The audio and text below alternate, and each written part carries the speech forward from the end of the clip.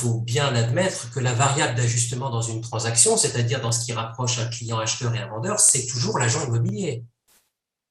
Donc, quand au départ, nous avons des grilles de prix qui sont de 3 ou 4% en fonction de la transaction, en général, on finit toujours par se terminer à peu près à 2 ou 2,5% du prix de vente. C'est-à-dire qu'en réalité, même si les prix au mètre carré ont été très, très élevés, notre commission moyenne n'est guère plus élevée qu'aujourd'hui de à peu près 10 000 ou 11 000 euros par D'accord. transaction moyenne. C'est-à-dire qu'en fait, ça n'a pas du tout suivi.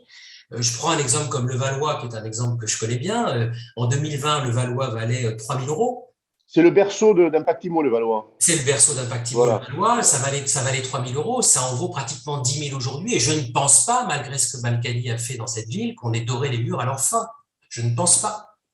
Donc ces niveaux de prix ont été très élevés. Je prends des villes comme Clichy également, depuis les changements de municipalité, ou même comme Colombes dans certains endroits, ou Courbevoie ou Asnières où on est implanté, où on a vu des prix littéralement s'envoler, mais nos honoraires ne se sont pas envolés. Pourquoi? Parce que nous nous adaptons à nos clients.